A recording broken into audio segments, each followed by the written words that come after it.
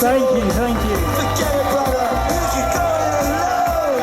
London calling for the zombies of death. Thank you. Thanks for everyone for coming, and let's have a big round of applause for everyone behind For the Children campaign who's been doing this.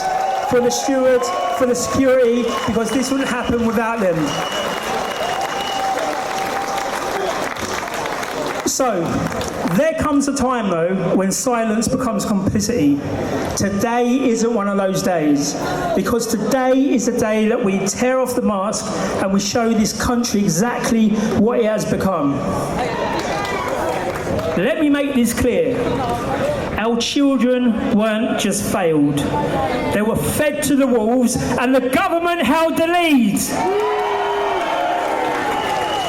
Don't you dare let them say this is neglect, because neglect is forgetting a birthday. Neglect is about missing a parents' evening.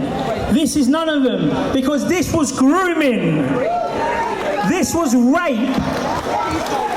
This was the political protection of paedophile networks, and only now they were forced to admit it. Because Baroness Louise Casey, she's not one of us, she's one of the Labour's own. She exposed the truth of what we have been saying for decades upon decades. That police officers have ignored the victims. Survivors were labelled as liars and slags. Gangs ran wild under the nose of the state, and nobody did a thing. This wasn't just failure, this was a strategy. A strategy to keep the Muslim vote happy. A strategy to appease community leaders. A strategy to silence the working class while our daughters were dragged into hell.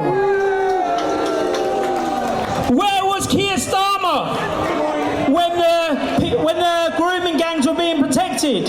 He was the director of public prosecution after all, and he shut down the very first serious investigation. So no, like he claimed, he didn't stop it. He helped to bury it. He's a liar. And where were the Conservatives? They were too busy hosting iftars in Parliament and grovelling to hate preachers while our children were getting groomed. And what now? They're going to hand out medals and tell us that lessons have been learned? No, they haven't. So we are not talking anymore. We are going to be demanding justice. I have multiple demands over multiple places because I don't play policy games, and I'm here to draw a line in the sand. I demand a national criminal investigation into the political cover-ups of grooming gang, starting with Keir Starmer.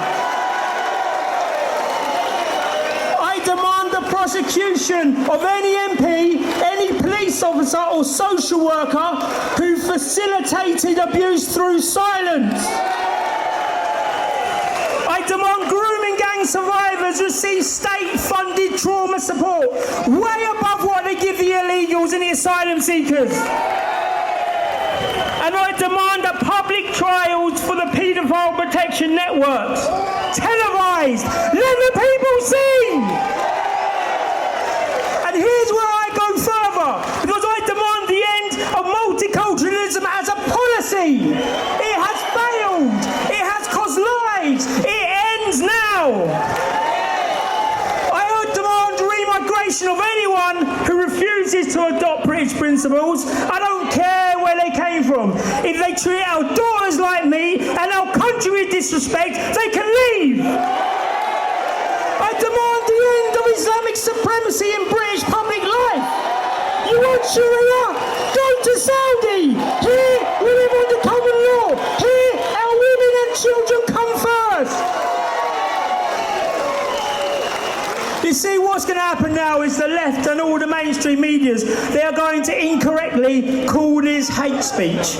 So they want to play that game with me. Okay, good. I'm going to play it because, yes, I hate evil. I hate paedophiles. I hate cowards who trade girls for votes. I hate lies disguised as tolerance. I hate the wolves in the suits. And I hate the silence in power. And if you don't hate these two, then you're part of the problem. this would be a righteous hate. It's what built empires, and it's what defends the innocents. And to those over there watching in Parliament in Westminster, let me remind you this. You knew, and you let it happen anyway. And now the people know too. You let citizens fall into gang control. You arrested the whistleblowers. You even jailed Tommy Robinson for exposing it, while the groomers and the rapists he named walk free. You let children bleed because their parents were the wrong kind of victim. And when they did come forward, you called them racist. You took away their voice. You destroyed any type of justice for them. And now they want to talk about healing. Okay, we will heal this country when the guilty are in prison and the people are back in charge. And God bless that one over there with the UKIP flag. That's who we need to get there. That's who's going to be doing it. And I will be standing for them. And I'm proud to be doing that. So let me just finally say a few things here, and I'm going to make it loud and clear, because I am done being polite. I am done playing nice. And we are never, ever going to stop, because we are the Britain they hoped that died. We are the voice they tried to ban. And we are the judgment that they fear, and the reckoning that they deserve. We demand consequences. We demand justice. And finally, we demand Britain back.